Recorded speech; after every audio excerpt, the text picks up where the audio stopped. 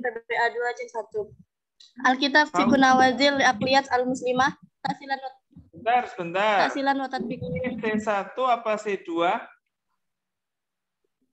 C1 Ustaz. C1 namanya? Faustina Khairunisa Ustaz.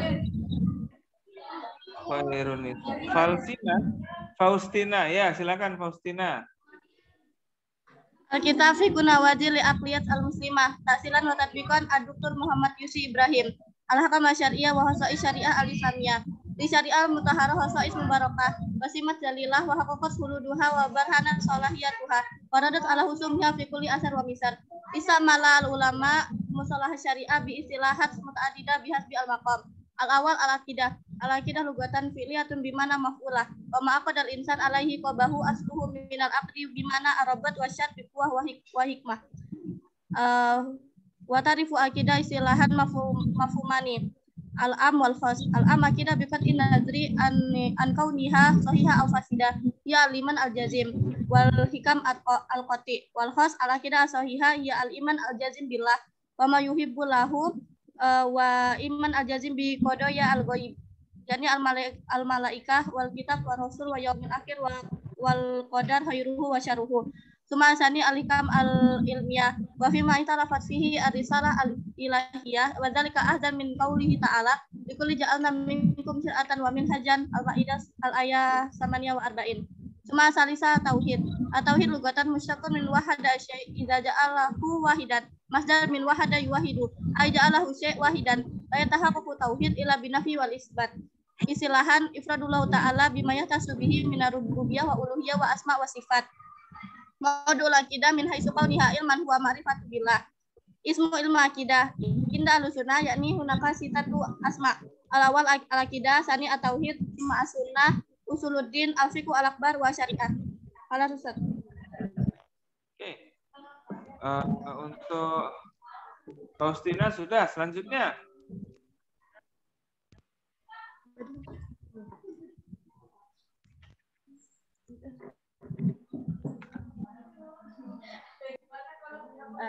Ismi azkiya nikmatul maula maqasid syariah dalam pandangan Asyatibi.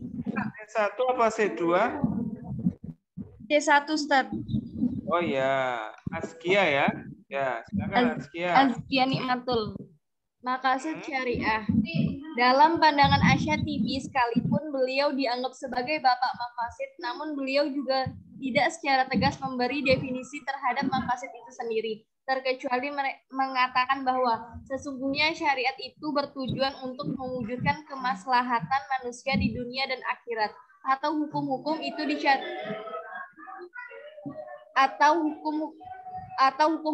disyariatkan untuk kemaslahatan manusia. Maqasid syariah secara umum adalah kemaslahatan bagi manusia dengan memelihara kebutuhan darurah mereka dan menyempurnakan kebutuhan hajat dan tahsiniyat mereka.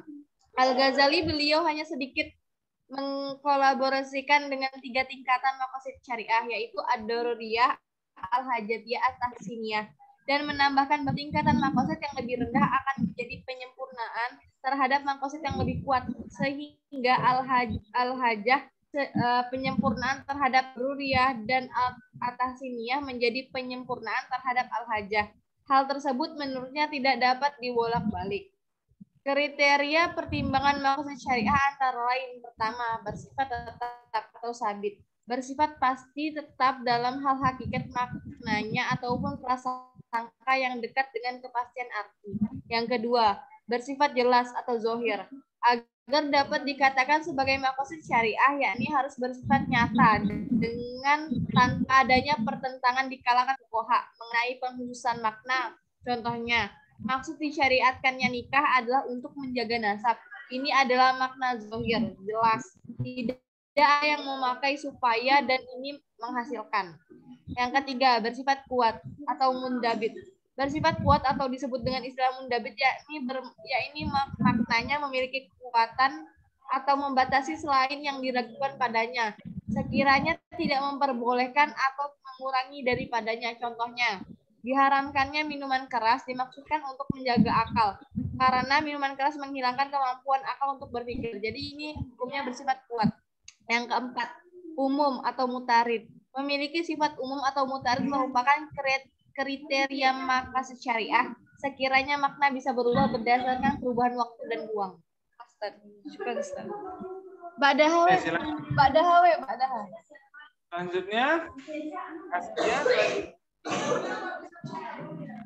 Bismillahirrahmanirrahim. Assalamualaikum warahmatullahi wabarakatuh. Ismi Repiana min Qismi Ta'limil Lughal Arabiyyah Fatra Atsaniyah. Di sini saya akan menjelaskan tentang fikih prioritas yang saya ambil dari referensi satu DPM Media Islam Kordawi Prioritas Pendahuluan. Dr. Yusuf Al-Qardawi mengatakan bahwa yang dimaksud dengan fikih prioritas adalah meletakkan segala sesuatu pada peringkatnya dengan dalil dari segi hukum, nilai, dan pelaksanaannya. Pekerjaan yang mula-mula harus dikerjakan harus didahulukan berdasarkan penilaian syariah yang sahih yang diberi petunjuk oleh cahaya wahyu yang diterangi oleh akal.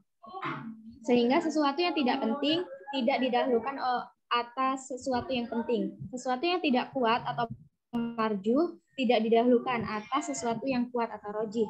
Dan sesuatu yang biasa-biasa saja tidak didahulukan atas sesuatu yang utama atau yang paling utama. Allah Subhanahu wa taala berfirman yang artinya, dan Allah Subhanahu wa taala telah meninggikan langit dan Ia meletakkan neraca atau keadilan, supaya kamu jangan melampaui batas tentang neraca itu. Dan tegakkanlah timbangan itu dengan adil dan janganlah kamu mengurangi neraca itu.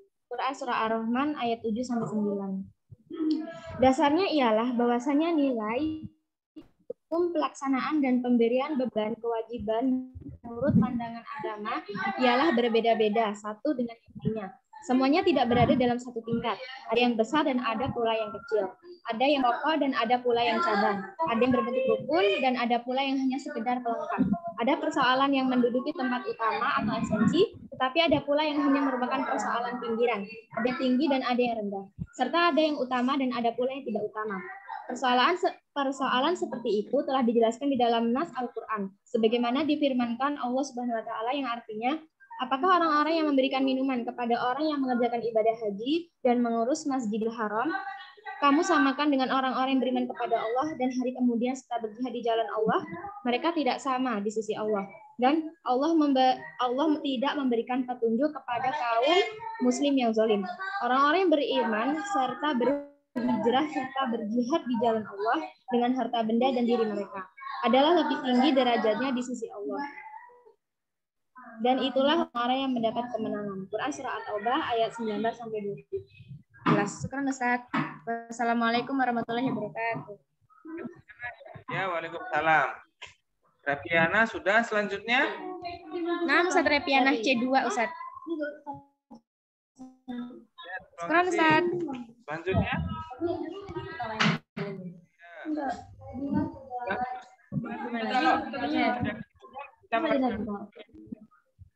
Yang belum silakan menyampaikan laporan bacaannya. Bismillahirrahmanirrahim. Assalamualaikum warahmatullahi wabarakatuh. Fanstad Isnad Fakultatul Aini PPA C1. Tanya ikut pengumpulan. Berdasarkan jurnal ibadah ritual dan menanamkan ahlak remaja penulis Kostolani. Guys, pengumpulan. Ibadah berasal dari kata abada ibadatan ubudiyah yang mempunyai arti mengesahkannya, menghormatinya, tunduk dan patuh serta padanya. Secara harfiah ibadah dapat diartikan sebagai rasa tunduk, taat, melaksanakan pengabdian atau tasanuk, merendahkan diri, khudu, menghinakan diri atau tadallul dan istighanah. Tujuan ibadah dalam Islam yaitu satu, memperkuat keyakinan dan pengabdian kepada Allah, dua, menguatkan karakter, mendisiplinkan diri dan peranannya sebagai wakil dan hamba yang dipercaya Allah di bumi. Tiga, memperkuat tali persaudaraan dan kasih sayang di antara sesama muslim. Empat, latihan spiritual dan moral. Ibadah dibagi menjadi dua macam, yaitu pertama ibadah mahdoh, yaitu hubungan langsung antara hamba dan Tuhannya, yang cara-cara dan upacaranya telah dirinci dalam Al-Quran dan Sunnah Rasul. Dalam fikih Islam, pembahasan bagian ibadah ini biasanya meliputi sholat, zakat, saum, dan hal-hal yang secara langsung berhubungan dengan kelimanya. Kedua, ibadah ghairul mahdoh, yaitu segala amal perbuatan yang titik tolaknya ikhlas, tujuannya mencari ridha Allah dan batis amalnya amal soleh. Akhlak adalah suatu kekuatan yang timbul dari jiwa atau diri yang tercermin dari tingkah laku lahir tanpa memerlukan pertimbangan terlebih dahulu. Yang dalam pelaksanaannya sudah menjadi kebiasaan. Pelaksanaan ibadah ritual berpengaruh terhadap akhlak karimah. Karena ibadah yang baik tanpa akhlak yang mulia, ibadah itu tidak akan berguna. Dan sebaliknya, akhlak yang baik tanpa pengamalan ibadah belum bisa dikatakan iman yang sempurna. Start.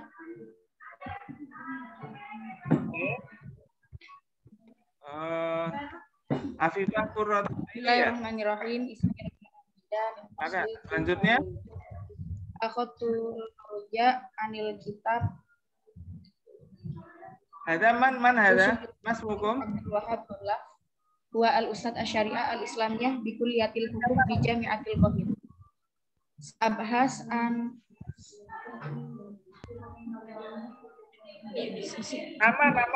nama.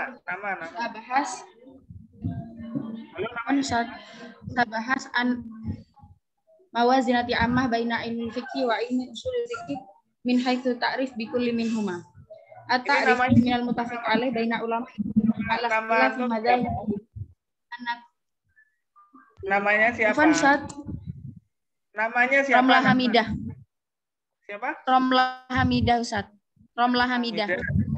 Ya. Fasli Tsani. Ya. Akhotul Marja Anil Kitab Usulil Fikih li Ta'lif Abdul Wahab Khalaf wa al-Ustad Asyari al-Islamiyah bi Kulliyatil Huquq bi Jami'atil Qahirah. Sabahas an mawazinati amma baina ilmi fikih wa ilmi usulil fikih min haitsu ta'rif bi kulli minhuma. At-ta'rif minal muttafaq alaih baina ulama muslimin ala ikhtilafi madzhabihim anna kullu ma yasduru anil insan min aqwal wa af'al sawa'un akana minal ibadat amil muamalat amil jara'im amil ahwal syakhsiyah am min ayyi naw'in min anwa'il uqudi aw tasarrufat lahu fi syari'atil islamiyah hikamun wa hadhil ahkamu ba'duha bayyanatha nususun waradat fil Qur'an wa sunnah wa ba'duha lam tabayyanatha nususun fil Qur'an aw sunnah walakin aqamat asyari'atu dalailun 'alaiha wa nasabat amaratul laha bihaitsu yastati'ul mujtahidu biwasitatil dalail wal amarat ayyasila ilaiha wa yatabayyanaha wa min majmu'atil ahkam asyar'iyyah al-muta'alliqah bima yasduru 'anil insani min aqwal wa af'al al-mustafaddah minan nususi fi ma waradat fihi nusus wal musammitah minad dalail asyar'iyyah al-ukhra fi ma lam tarid fihi nususun maka wanal fiqh. Fa ilmul fiqhi fil istilah asyar'i huwa al-ilmu bil ahkami asyar'iyyah al-amaliyah al-muktasab min adillati at-tafsiliyah aw wa majmu'atul ahkam asyar'iyyah al-amaliyah al-mustafadah min adillati at-tafsiliyah. Wa katabatal ulama bil istiqra' annal adillata allati tustafadu min al-ahkam asyar'iyyah al-amaliyah turja'u ila arba'atin. Al-Qur'an wa sunnah wal ijma' wal qiyas. Wa anna asasa hadhil adillah wal masdar at-tashri' al-awwal minha huwa al-Qur'an. Lafzul Qur'an fil lughah al-arabiyyah masdaru qara'a. Kal ghufran masdaru ghafar. Yuqalu qara'a qira'atan wa qur'anan. Wa minhu qauluhu ta'ala la tuharrik bihi lisana li ta'ajjala bihi inna 'alaina jam'ahu wa qur'ana. Fa idza qara'nahu fattabi' qur'ana. Wa mimma majmu'ati hadhil qawaid wal buhuth al-muta'alliqah bil adillati syar'iyyah min haitsu dilalatuha 'alal ahkam wa bil ahkam min haitsu istifadatuha min adillatiha wa mimma yata'allaqu bi hadaini min al-lawahiki wal muqassimat takawanat usul fiqh. Fa ilmu usul fiqh fil istilah asyar'i wa al-ilmu bil qawaidi wal buhuthi allati yatawassalu biha ila istifadatil ahkam asyar'iyyah al-amaliyah min adillatiha at-tafsiliyah.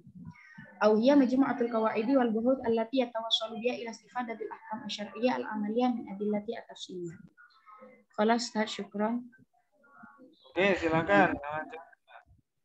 Romlah Hamid. Ya. Amel, cepetan. Apa itu namanya?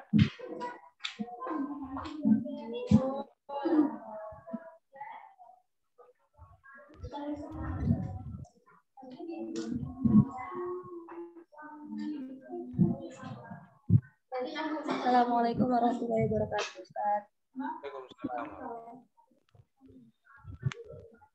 Bismi Amelia Fadila min PBAC C2. PBAC 1. Iya, Amelia Fadila sudah. Amelia Fadila, Ustaz. Iya, sudah.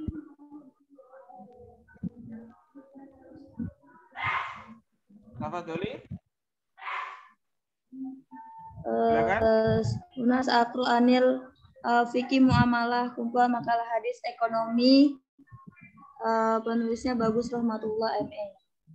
Jual beli dalam bahasa Arab berasal dari kata al-bai'u yang artinya menjual, mengganti dan menukar sesuatu dengan yang lain. Kata al-bai' dalam bahasa Arab terkadang digunakan untuk pengertian lawannya, yaitu syira. Dengan demikian kata al-bai' berarti jual dan sekaligus berarti beli. Sayyid Sabiq mendefinisikan jual beli dengan arti saling menukar harta dengan harta atas dasar suka sama suka. Sementara Imam Nawawi menjelaskan bahwa jual beli adalah saling menukar harta dengan harta dalam bentuk pemindahan milik. Definisi ini tidak jauh dengan apa yang didefinisikan oleh Abu Qudamah, yaitu saling menukar harta dengan bentuk pemindahan milik dan pemilikan. Para ulama fikih berijma bahwa hukum dari jual beli adalah mubah, karena manusia sebagai makhluk sosial yang saling membutuhkan satu sama lain. Oleh karena itu, hikmah dari jual beli itu sendiri dan membantu manusia melangsungkan hidupnya. Jumhur ulama membagi rukun jual beli menjadi 4. 1. Orang yang berakad. 2. Siwat. 3. Ada barang yang dibeli. Ada nilai tukar pengganti barang. Halo, Ustaz. Ya, oke. Syukran. Assalamualaikum warahmatullahi wabarakatuh. Ya, waalaikumsalam. Amel, boleh pulang kan? Amelia ya. Oke. Selanjutnya.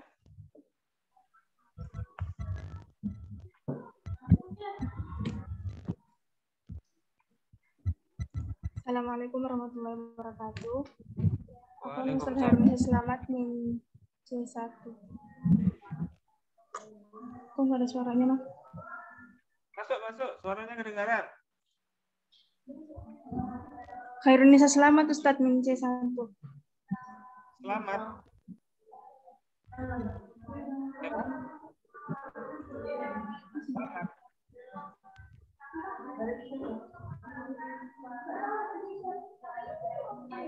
Ya. Siapa namanya? Khairunisa Selamat Ustadz. Khairun Nisa. Ya, silakan. Alhamdulillah pada kesempatan ini Ana akan membacakan resum atas buku Ibadah dan Akhlak oleh Syahriansyah. Ibadah secara etimologis berasal dari bahasa Arab yaitu abadaya budu ibadatan yang artinya melayani patuh tunduk. Menurut terminologis ialah sebutan yang mencakup seluruh apa yang dicintai dan diridhoi Allah Azza wa Jalla, baik berupa ucapan maupun perbuatan yang zahir maupun yang batin. Ibadah dalam Islam dapat dibagi menjadi 2 jenis, yaitu ibadah mahdah, yaitu ibadah khusus yang ditetapkan oleh Allah seperti rukun Islam. Yang kedua ibadah ghairul mahdah, segala amalan yang diizinkan oleh Allah seperti belajar, zikir dan dakwah. Menurut para ulama, ibadah dapat diartikan hudur ruhi wa insya'u anis ta'arul qalbi tamhiyatul ma'bud wa azimatuhu iqtiqad bi anna lil ilmi sultanan la yadrul aqal kita, yaitu ketundukan jiwa yang timbul dari hati atau jiwa merasakan cinta akan Tuhan yang ma'bud dan merasakan kebesarannya lantaran beriktiqad bagi Allah ini ada kekuasaan yang atau tak dapat mengetahui hakikatnya. Jadi ibadah merupakan suatu usaha untuk mendekatkan diri kepada Allah. Yang kedua, akhlak berasal dari bahasa Arab yang merupakan bentuk jamak dari khuluqun atau kholaq, yaitu tabiat atau budi pekerti, kebiasaan atau adat, keperwiraan, kesatриaan atau kejantanan. Dalam Al-Quran diartikan bahwa agama adalah adat kebiasaan dan budi pekerti luhur, sebagaimana yang terkandung dalam 2 ayat Al-Quran. Yang pertama, ada ilahul awwalin, yang kedua wa innaka la'ala khuluqin azim. Secara istilah didefinisikan sebagai sifat yang tertanam dalam jiwa manusia sehingga akan muncul spontan sebagaimana diperlukan, tanpa memerlukan pemikiran atau pertimbangan lebih dahulu serta tidak memerlukan dorongan dari luar. Berdasarkan kesimpulan dari definisi akhlak menurut para pakar bahwa semua perbuatan manusia disebut akhlak, dan disebut akhlak kalau terpenuhi 2 syarat berikut, yaitu berulang-ulang, kedua perbuatan itu tumbuh dengan mudah tanpa terpikir terlebih dahulu sehingga benar-benar merupakan suatu kebiasaan. Orang mukmin yang saling sempurna imannya ialah mereka yang paling bagus akhlaknya. Hadis riwayat Muslim. Malu dan iman itu keduanya bergandengan. Jika salah satunya hilang, maka hilang pula yang lain. Hubungan ibadah dan akhlak, yaitu akhlak merupakan salah satu bentuk aplikasi dari pemahaman ibadah. Ibadah Islam memiliki esensi-esensi dan makna-makna yang baik sehingga orang yang ibadah ibadahnya baik, maka akan baik pula akhlaknya. Ibadah harus selalu dilakukan untuk mewujudkan iman kita kepada Allah, dan setiap ibadah memiliki esensi masing-masing, dan setiap esensinya harus sering dilatih di kehidupan nyata agar akhlak juga semakin baik. Syukuran Ustaz. Wassalamualaikum warahmatullahi wabarakatuh. Ya.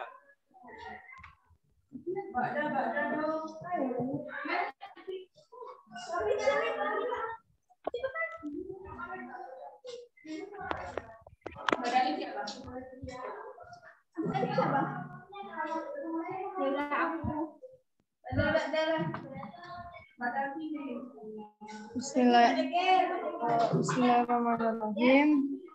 Assalamualaikum warahmatullahi wabarakatuh. Ismi Alifia Nur Pranita dari C1. Ya. Tentang konsep bid'ah dari buku Harry Manfudi LC. Secara etimologi, bid'ah merupakan ungkapan sesuatu hal yang diciptakan tanpa ada contohnya atau belum pernah ada sebelumnya.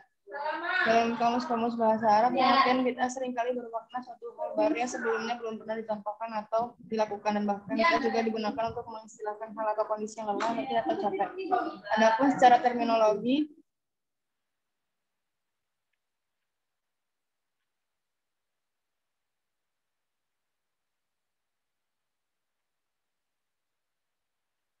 Ya, silakan.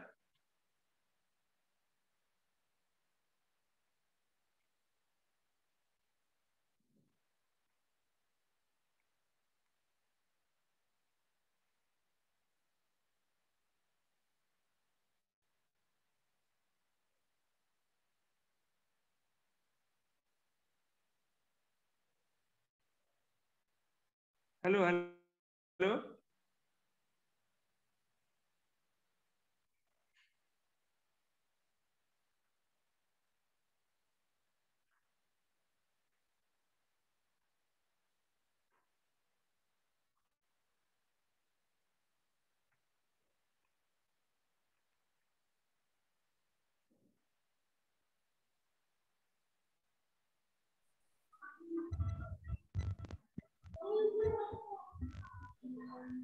adapun secara terminologi terdapat beberapa kalangan ulama. Menurut Imam Al-Syatibi, bid'ah adalah metode cara beribadah dalam agama yang dibuat-buat menyerupai syariah, yang tujuannya adalah melakukan perbuatan tersebut dengan cara yang seperti melakukan ibadah syariat. Dengan istilah yang lebih sederhana, bid'ah merupakan syariat buatan atau palsu yang diatasnamakan syariat. Bid'ah yang masih diperselisihkan oleh para ulama adalah konsep bid'ah hasanah, yang mana ada ulama yang menyetujuinya dan ada yang menolaknya. Bid'ah hasanah adalah sesuatu yang baru dan belum pernah ada pada zaman Nabi, namun dilakukan oleh orang Islam karena sesuatu tersebut tidak menyalahi dalil Quran dan maupun Sunnah. Para ulama sepakat terhadap tidak dibolehkannya melakukan bid'ah mazmumah. Mazmumah secara umum diantaranya ada bid'ah mazmumah pada intinya adalah bid'ah yang sengaja dibuat dengan menyalahi atau bertentangan dengan dalil atau kaidah-kaidah syariat. Kriteria bid'ah mazmumah secara umum diantaranya adalah: pertama, bid'ah yang berkaitan dengan akidah, tauhid, atau keyakinan sebagai ajaran agama yang krusial seperti menyerupakan Allah dengan makhluk, mempersembahkan ibadah kepada selain Allah. Kedua, mengubah ibadah yang disyariatkan baik dengan menambahi atau menguranginya. Ketiga, merubah waktu atau tempat ibadah dari yang telah ditentukan seperti melakukan sholat bukan pada waktu tertentu. Pendapat ulama tentang bid'ah dalam hal ini terdapat perbedaan pendapat di kalangan para ulama. Pendapat yang mengatakan semua bid'ah adalah sesat, dan yang kedua pendapat yang mengatakan bahwa tidak semua bid'ah adalah sesat. Sudah, Ustaz. Syukran. Wassalamualaikum warahmatullahi wabarakatuh. Kan selanjutnya.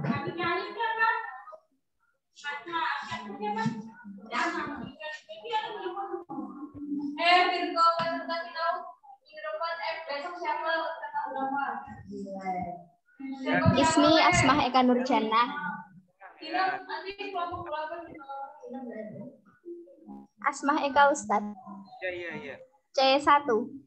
Iya.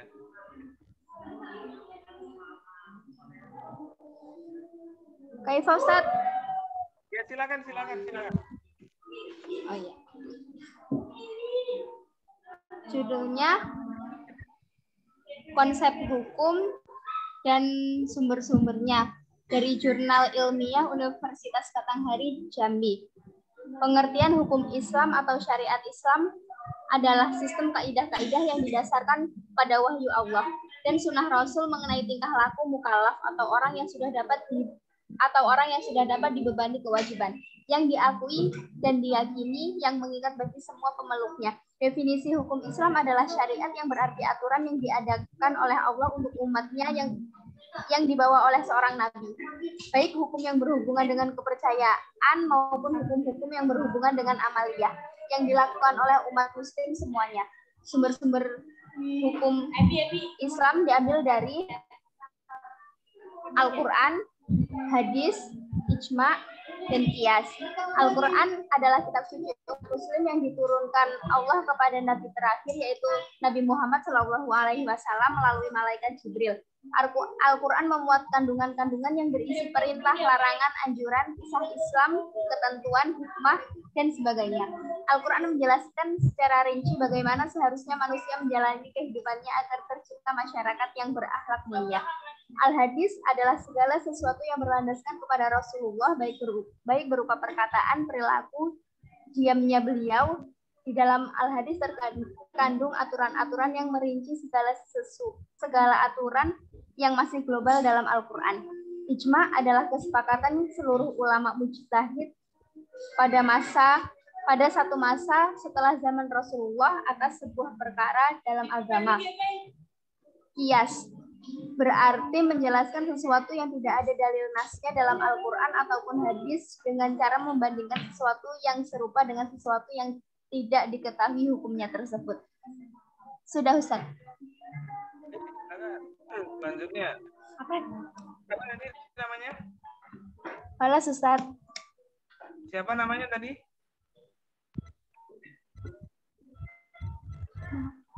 Halo, namanya tadi siapa?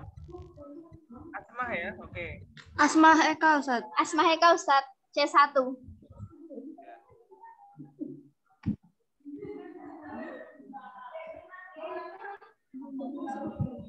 Selanjutnya silakan. Ada.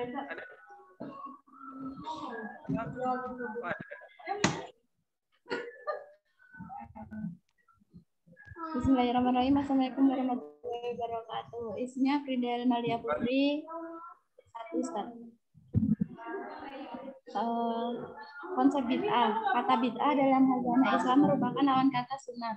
Bid'ah oleh Imam Abu Muhammad Izzuddin bin Abdul Salam sebagai firun malam yuhadfi asri Rasulillahi. Kata sunnah didefinisikan dengan al-tariqah al-maslukah fil al-din bin ansalaqah Rasulullah sallallahu alaihi wasallam. Bid'ah yang dijalani dalam agama karena biasa dijalani Rasulullah dan oleh orang-orang yang terdahulu yang salih sesudah Rasulullah SAW wafat. Perdebatan yang sering terjadi di kalangan masyarakat mengenai konsep bid'ah dan penilaian terhadap suatu perbuatan itu termasuk bid'ah atau tidak. Apakah setiap bid'ah itu pasti sesat ataukah ada bid'ah yang kesana? Yang pada umumnya masyarakat masih belum banyak mengetahui persoalan mendasar yang harus menjadi pegangan.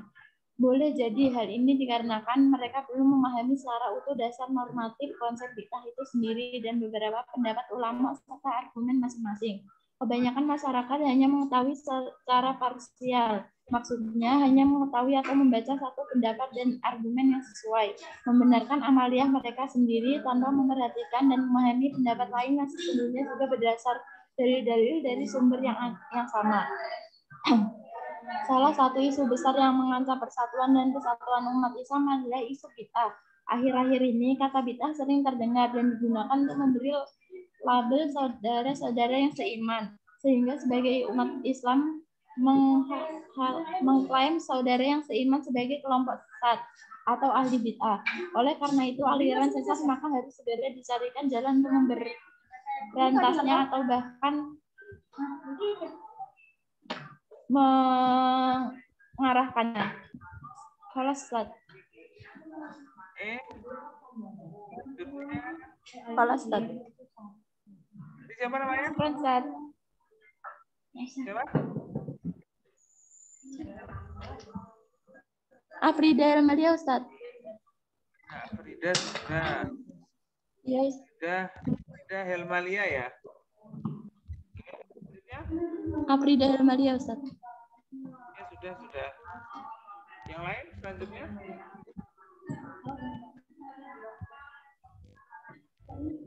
Afrida.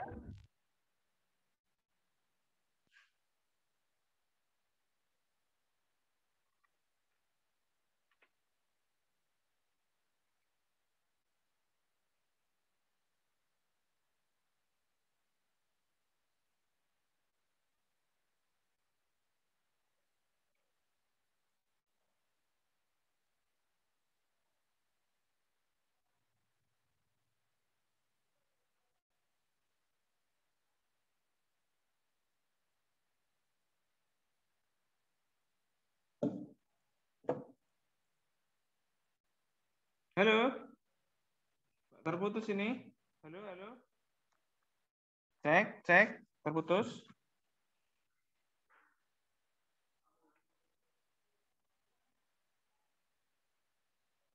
Halo. Oh, baru nyambung lagi.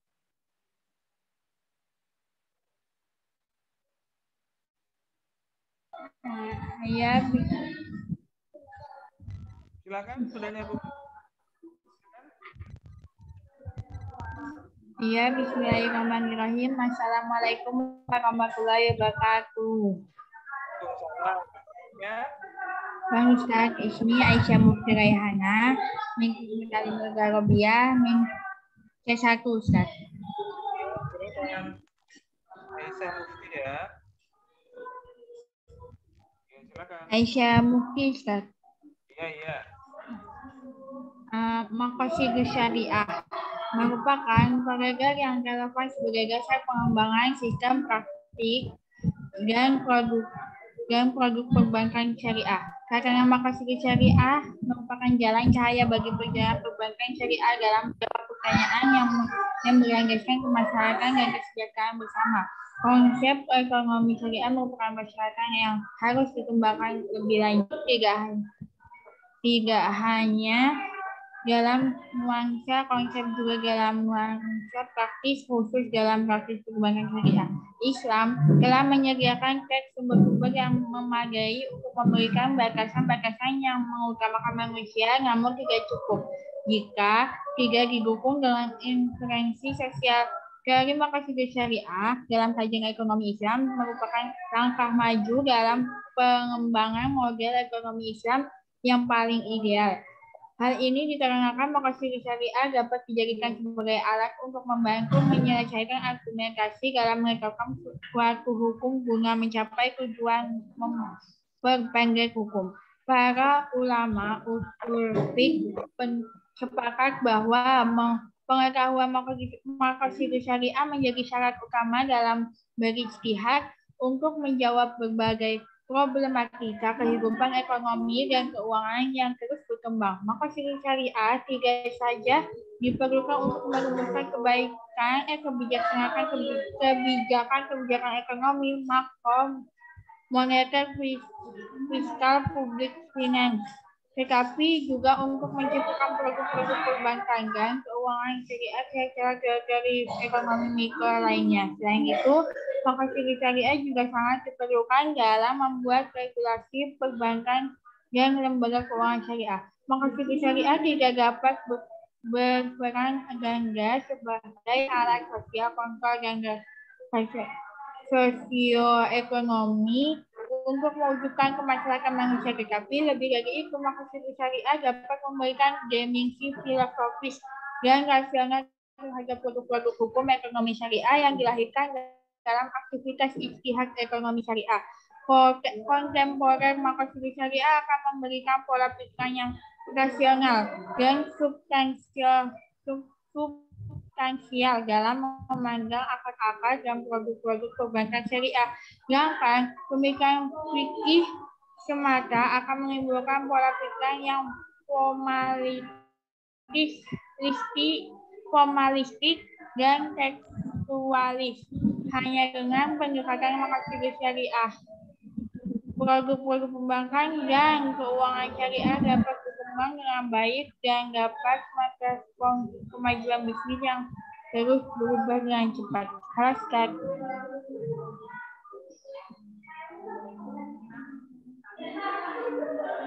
Halo, Ustaz. Syukran. Wassalamualaikum warahmatullahi wabarakatuh.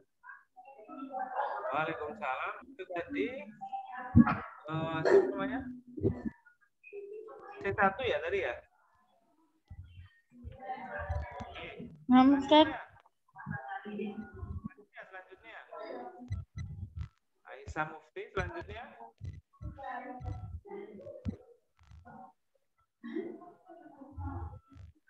Yang lain lagi?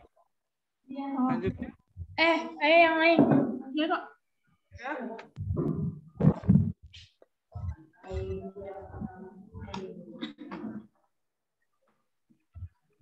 Harap dilihat dinilai ya. Di mana, Ustaz? Saya nilai. Harap dilihat dinilai. Termasuk yang hari ini akan saya entry sepatnya. Ini siapa ini? Zara Anisatul, Ustaz. Zara Anisatul Latifah min Jathani. Oh iya. Naam.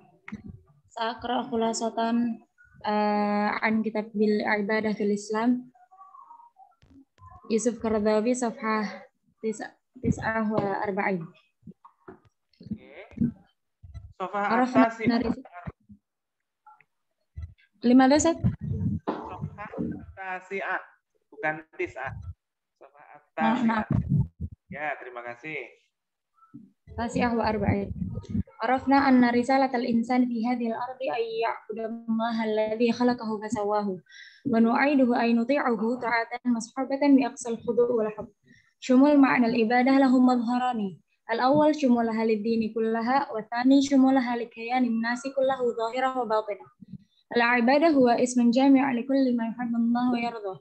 Wa ba'd an-nas la yafhamu min kalimatil ibadah idza dhukirat ruknul islam wa la yahsabu idza laha 'alaqah bil akhlaq wal adab wan nazam wal qawanin wal 'adat wat taqalid. Ka hubbillah wa rasuluh wa husnul mu'amalah wal adab wal akhlaq wa kadzalika al akhlaqur rabbaniyah khasyatillah. Bima'na al ibadah laysat mahsurah fi ruknil islam.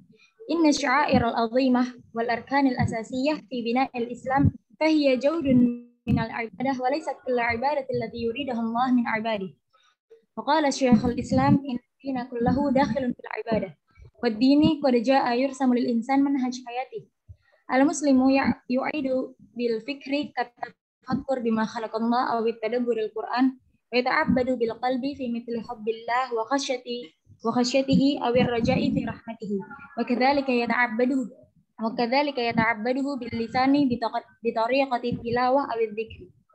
وقد دعا النبي بالذكر كثيرة في مختلفة المناسبات والأوقات تجعل المسلم موصول القلب بربه ورب اللسان بذكره والذكر المحمود ما اجتمع فيه القلب واللسان ولا خير في ذكر اللسان إن كان القلب ناسيا غافلا ويتعبد ببدنه كمثل الصيام أو الصلاة التي يتحرك فيها البدن كله ويتعبد المسلم فارقة الأهل والوطن إما للحج أو طلب العلم النافع. Halo Ustaz. Silakan. Selanjutnya. Mana Ustaz? Siapa tadi? Namanya? Al-ibadah fil Islam. Ya, oke, al-ibadah fil Islam ya. Selanjutnya. Nggak kedengeran. Udah belum? Halo Ustaz. Syukran.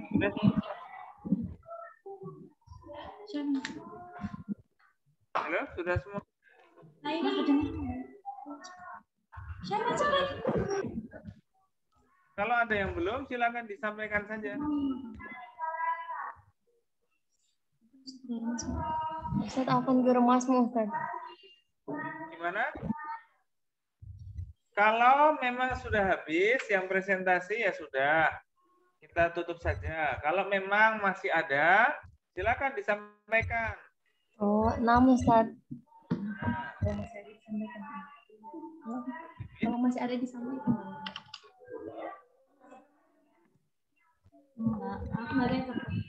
Bismillahirrahmanirrahim. Assalamualaikum warahmatullahi wabarakatuh. Ismi Laili Nur Hidayati min Kismi Ta'lim Lugha Arabiyyah C1. Siapa? Gimana Ustaz? Namanya siapa? Nama. Laili Nur Hidayati Ustaz.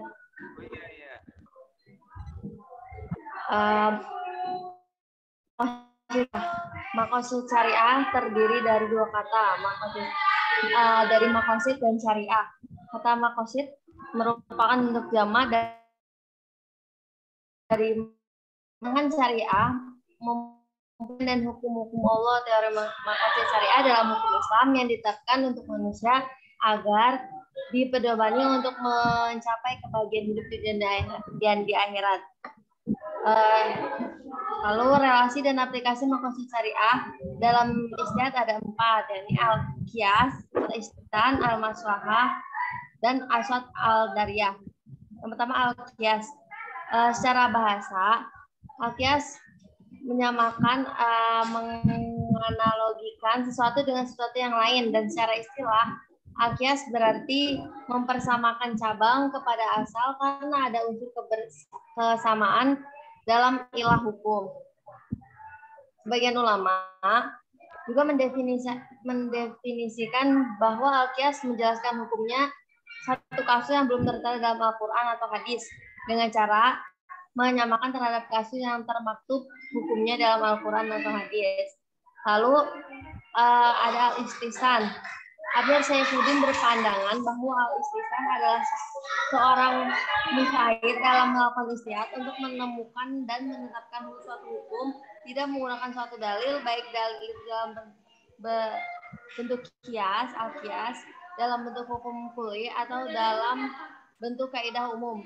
Sebagai gantinya, justru menggunakan dalil lain dalam bentuk al-qiyas yang lain yang dinilai lebih kuat, atau anas yang ditemukannya, atau huruf yang berlaku, atau keadaan darurat, atau hukum pengecualian. Alasannya adalah karena dengan cara itulah si mujtahid menganggapnya sebagai cara terbaik yang lebih banyak mendatangkan kemaslahatan dan lebih menjauhkan kesulitan bagi umat. Lalu yang ketiga, maslahah. Al-Ghazali mengemukakan bahwa hakikat al-maslahah adalah untuk memelihara tujuan syariah dalam menetapkan hukum, yakni memelihara agama, jiwa, akal, keturunan, dan harta. Dan al-maslahah itu dibagi menjadi 3 kelompok. Apakah pertama itu adalah al-maslahah al-mu'tabaroh, yaitu kemaslahatan yang mendapat perhatian dari Allah. Lalu yang kedua al-maslahah al-mulgoh adalah kemaslahatan yang menurut pertimbangan pemikiran merupakan sesuatu yang baik, namun terdapat nas yang tidak menerimanya. Lalu yang ketiga ada al-maslahah al-mursalah. Maslahah al-mursalah adalah hukum atau kemaslahatan yang dipandang baik, yang dilihat sebagai suatu kemaslahatan sejalan dengan tujuan syariah yang tidak ada dalil yang menolak atau mengakuinya, maka itu disebut. Lalu asad adariyah. Asad adariyah terbentuk dari 2 kata. Yang pertama asad yang berarti menutup, dan adariyah yang bermakna wasilah atau perantara. Yakni perantara atau jalan yang menghantarkan kepada suatu tujuan, baik tujuan baik maupun buruk. Bisa disimpulkan bahwa pengertian asad adariyah menurut bahasa berarti menutup jalan yang mengantarkan kepada suatu tujuan atau perbuatan. Namun asad adariyah dalam arti syariah ialah menutup sesuatu menjadi perantara atau jalan ke arah perbuatan yang diharapkan atau perbuatan yang terlarang. Pas Ustaz. Oke. Selanjutnya. Gimana Ustaz? Badah Ustaz. Pas Ustaz.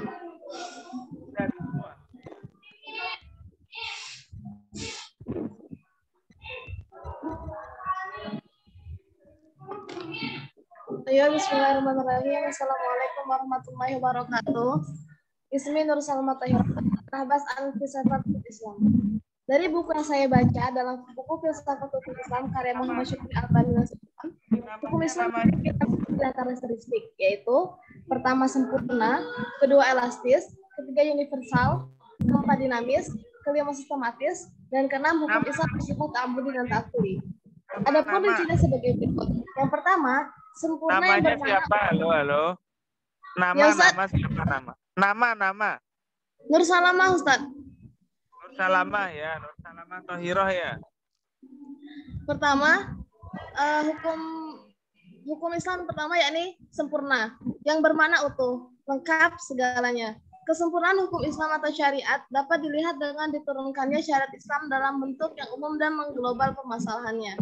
Kedua, elastis, yang berarti mudah diubah bentuknya dan mudah kembali ke bentuk asal, lentur dan luas. Ketiga, universal, yang bermakna umum atau berlaku untuk semua orang atau seluruh dunia.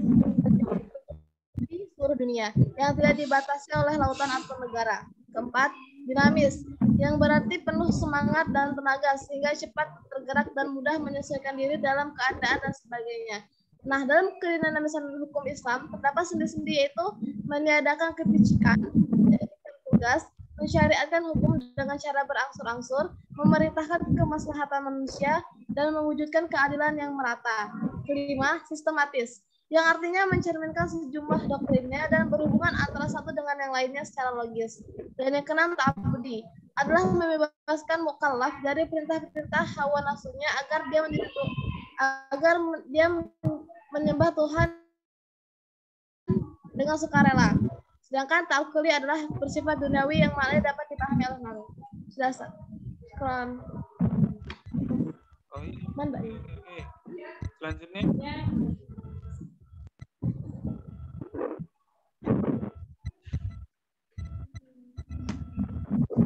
Nur Salamah udah. Nah, Ustaz. Selanjutnya.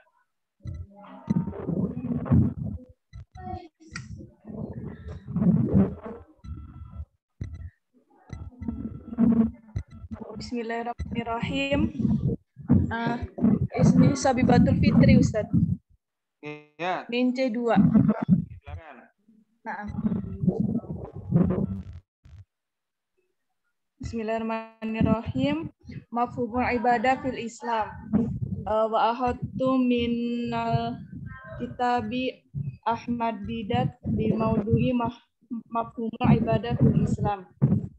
Al-ibadah hiya fi'lu kulli syai'in yuhibbuhullah minal af'al wa niyat ad-dahiyyah wal kalam li kulli fardin aw bi ma'na akhar hiya kullu syai'in yaqulahul fardin aw yaf'aluhu ibtiqa'i mardatillah.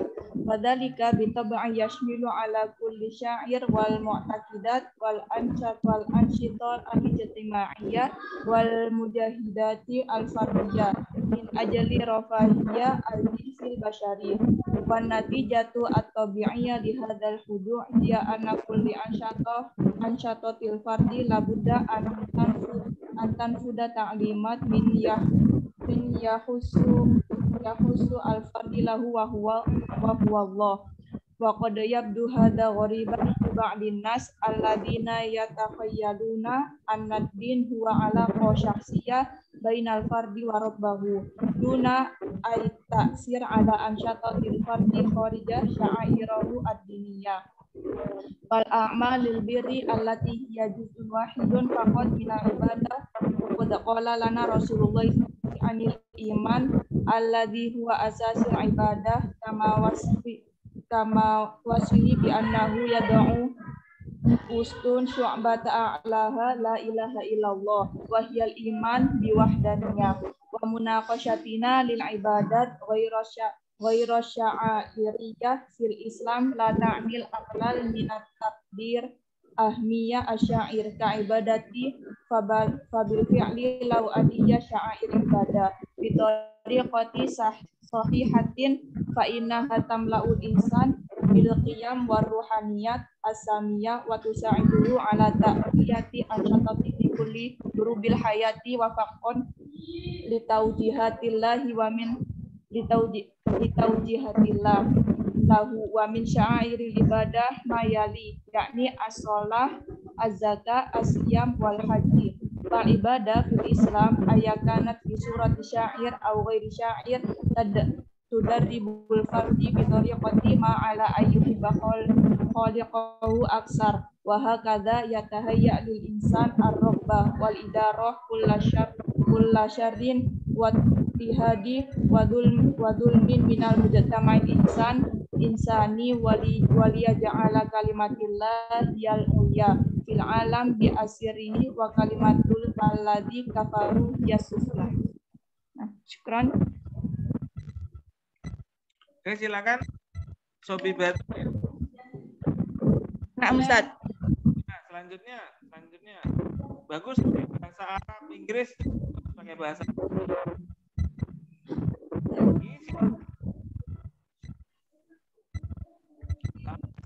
terakhir.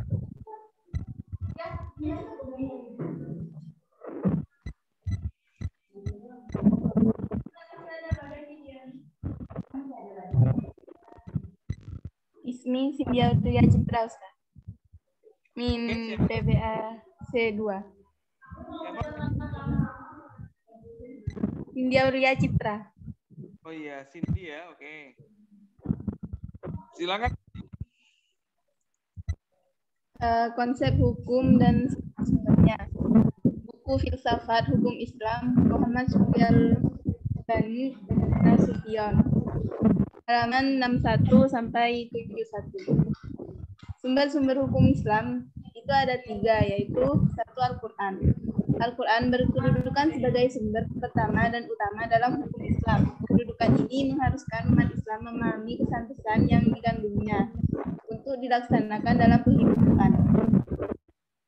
Kemaslahatan hidup manusia di dunia dan di akhirat diyakini dapat diperoleh jika manusia melandaskan pada perilaku hidup mereka pada petunjuk Al-Quran. Lebih dari 30 kali ditemukan perintah mematuhi Allah dalam Al-Quran. Al-Quran akan membawa akibat meningkatnya kejahatan dan yang dilakukan manusia. Yang kedua, Al-Sunnah. Al-Sunnah baik dalam bentuk perkataan, perbuatan maupun dalam bentuk takrib berkedudukan sebagai sumber kedua setelah Al-Quran. Kedudukan Al-Sunnah sebagai disebutkan di atas berdasarkan argumentasi bahwa secara normatif ditemukan ayat Al-Quran yang menyuruh untuk taat kepada Rasul. Tingkat otoritas yang dimiliki sunnah sebagai sumber dan dalil hukum dapat dilihat dari 2 segi hukum, yaitu dari segi kebenaran materinya yang diukur dari validitas sanad dan dari segi petunjuknya terhadap hukum dalalahnya. Pada segi yang pertama, sunnah dikelompokkan dalam tingkatan mutawatir, masyhur, dan ahad. Sedangkan dari segi tunjukkan hukumnya dapat dibedakan kepada tunjukkan pasti qat'i dan tidak pasti dhanni. Yang ketiga, akal dan proyeksi ijtihad. Akal menurut Al-Quran, lebih khususnya menurut pengertian pra-Islam, yaitu bahwa memperhatikan alam sekitarnya dengan otak, yang dimana otak adalah organ tubuh akal. Artinya akal itu sendiri terdapat di otak seseorang yang digunakan untuk berpikir, dan berdasarkan pemikiran maka lahirlah suatu ide atau gagasan mengenai suatu masalah yang dipikirkan. Berdasarkan perspektif Islam, peran akal ada 2, yaitu memahami nilai-nilai. Yang pertama, memahami nilai-nilai ajaran Islam, dan yang kedua, akal bertugas memilih dan menyelesaikan doktrin agama. Ijtihad menurut bahasa berarti usaha dan keras dan bersungguh-sungguh. Sedangkan menurut istilah, ijtihad adalah berusaha menetapkan hukum terhadap masalah yang belum ada ketetapan hukumnya dalam Al-Quran dan hadis, yang dilakukan dengan secara cermat dan pikiran yang murni serta berpedoman pada aturan penetapan hukum yang benar. Halas, Ustaz. Oke. Nah, ya. Ada lagi? Syukran, Ustaz. Terima kasih.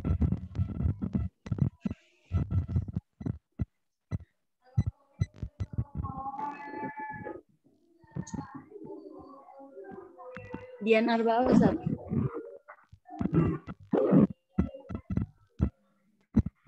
Namanya siapa? Dian Arba'ah, Ustaz. Dian Arba'ah, oke. Nah, antum masih ada berapa orang lagi? Apa, Ustaz?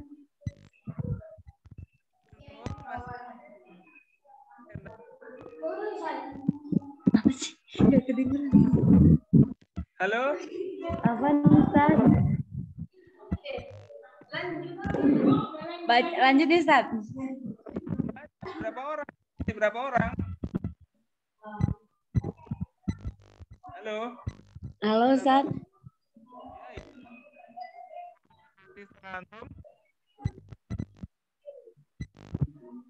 Ustaz, apa Ustaz nggak kedengeran? Halo, ya. Masih berapa orang lagi yang mau presentasi? Masih berapa lagi yang presentasi? Anak ada?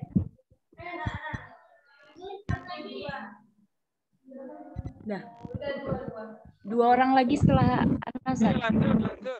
Lanjut. Ya, lanjut. Hukum sumber dan dalil. Pengertian hukum. Allah Ta'ala bi'af'al mutakallim ban au takhayyirina awadian.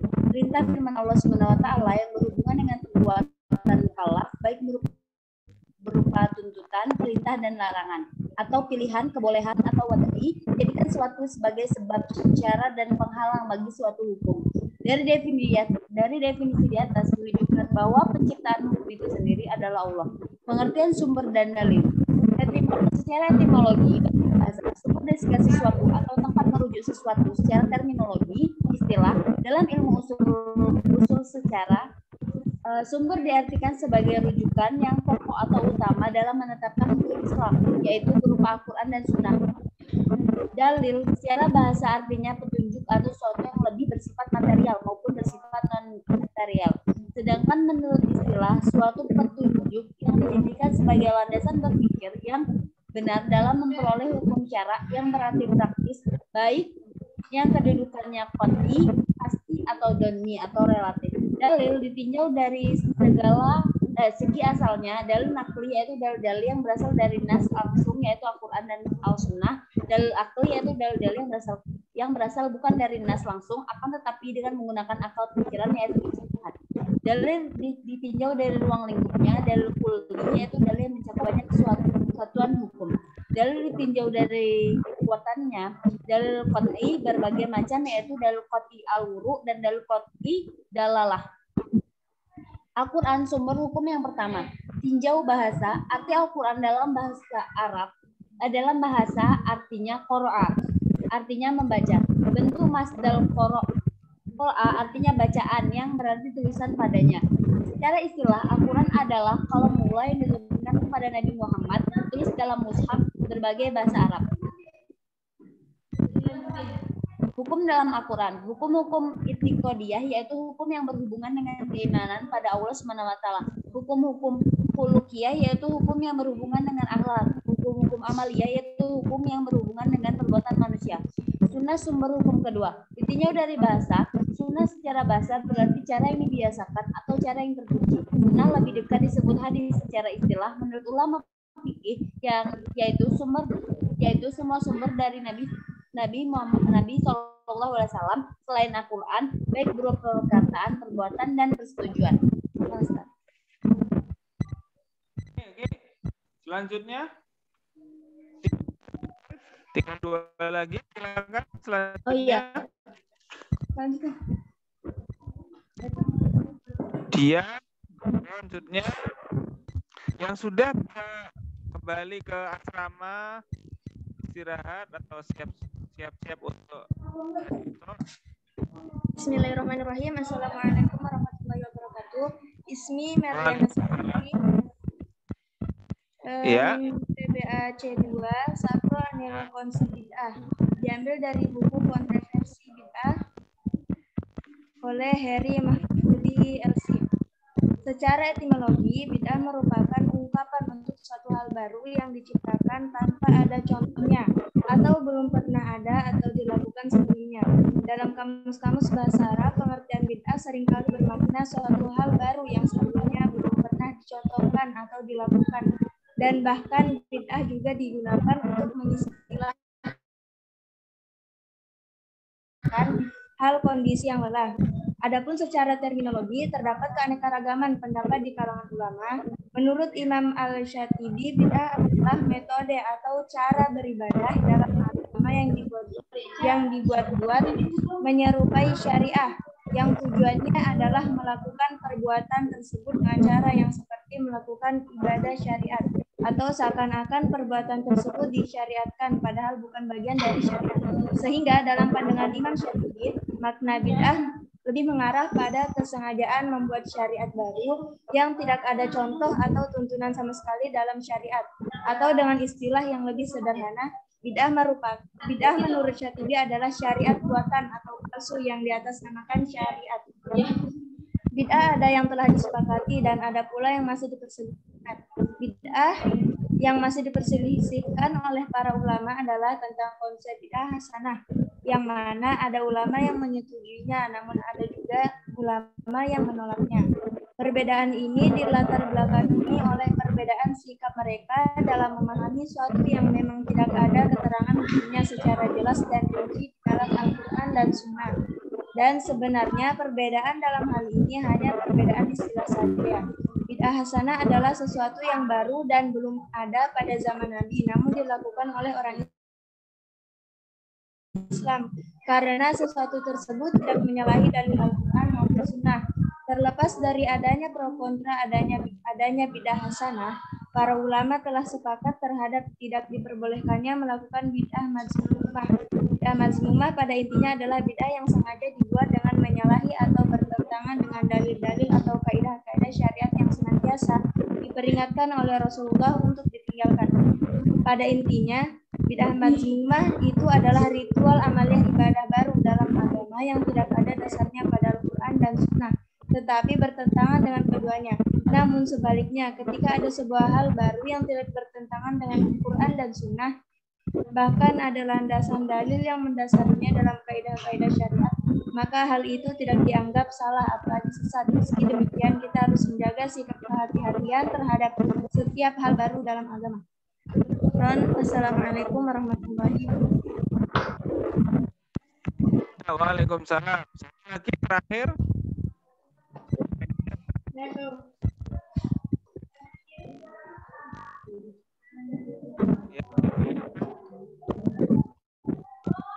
Bismillahirrahmanirrahim. Assalamualaikum warahmatullahi wabarakatuh. Waalaikumsalam. Hana Fauzia dari PBAC 1. Ya, Rahma Fauzia, oke. Saya akan membacakan tentang reinterpretasi konsep bid'ah oleh Kiai Hasyim Asy'ari. Makna bid'ah. Menurut Kiai Hasyim, bid'ah dapat diartikan mendatangkan atau menciptakan suatu perkara baru di dalam agama dan meyakininya sebagai bagian dari ajaran agama, padahal perkara tersebut sebenarnya tidak menjadi bagian dari ajaran agama. Dalam mendefinisikan pengertian bid'ah, Kiai Hasyim menggunakan dua hadis sebagai basis legitimasi kebutuhan memberikan rumusan tersendiri tentang bid'ah. Yang pertama, teks yang menegaskan barang siapa yang menciptakan sesuatu yang baru dalam urusan agama kami, yang urusan tersebut bukan dari urusan agama, maka ia tertolak. Sementara teks yang kedua menyebutkan dan setiap yang baru datang adanya adalah bid'ah. Kiai Hasyim menggunakan hadis tersebut sebagai pintu masuk untuk membuktikan kepada publik Islam bahwa tidak semua perkara yang baru adanya adalah bid'ah dan sesat. Berbeda dengan sebagian kalangan yang mengatakan semua yang baru itu adalah bid'ah dan bid'ah adalah sesat. Bagi Kiai Hasyim, tidak semua muhadatsah berstatus bid'ah karena meskipun tidak ada dalil yang jelas, namun bisa terjadi tetap bersandar pada syariat. Sandaran dimaksud dapat digali dengan berbagai pendekatan atau metodologis, misalnya dengan mekanisme penganalogian, atau kias. Hal ini berarti penerjemahan terhadap teks-teks otoritatif atau hadis tentang bid'ah harus menggunakan pendekatan yang lebih menyeluruh atau tidak hanya tekstual semata. Ketika terdapat dua pendapat atau lebih dalam satu perkara yang baru datang atau muhdatoh, tidak dengan serta-merta mengambil pendapat yang membid'ahkan muhdatoh tersebut. Sebaliknya, berbagai pendapat harus diuji atau ditarjih lebih dulu, dan pendapat yang paling unggul akhirnya dipakai sebagai rujukan memutuskan status muhdatoh tersebut. Untuk menentukan status bid'ah pada suatu muhdatoh dibutuhkan terlebih dahulu analisis teks as-sunnah berdasarkan kaidah-kaidah mustalahul hadis yang telah dibakukan oleh generasi pendahulu, termasuk para mujtahid. Pendapat tentang status bid'ah baru akan diterima setelah melalui analisis mendalam terhadap teks hadis yang dijadikan sebagai rujukan. Selain itu, apakah muhadatoh itu pernah dipraktikkan oleh generasi salaf atau tidak, seharusnya ditetapkan secara proporsional. Muhadatoh yang belum pernah dilakukan oleh generasi salaf selama tidak ada larangan dan memiliki argumen syariat tidaklah termasuk bid'ah. Ini berarti muhadatoh yang tidak pernah dilakukan oleh generasi salaf tidak seluruhnya adalah bid'ah, karena bisa jadi ada kondisi-kondisi historis tertentu yang memungkinkan muhadatoh belum pernah dilakukan. Syukran Ustaz. Assalamualaikum warahmatullahi wabarakatuh. Waalaikumsalam. Terima kasih sekali untuk sampai malam tetap akan kita fasilitasi karena ini akan menjadi kenangan buat antum semuanya dan ini bagian pendidikan. Ini akan saya fasilitasi terus. Ya, itu saja. Jangan lupa nanti ketika UTS ujian ya sebagaimana yang kan. Lalu ringkasan ini ketika ringkasan ini untuk UAS bersama dengan PPT-nya atau PowerPoint-nya. Seperti yang kita kemarin. Ya. Oke, saja terima kasih. Kita tutup dengan baca hamdalah. Alhamdulillahirabbil alamin. Ya, assalamualaikum warahmatullahi wabarakatuh. Warahmatullahi wabarakatuh.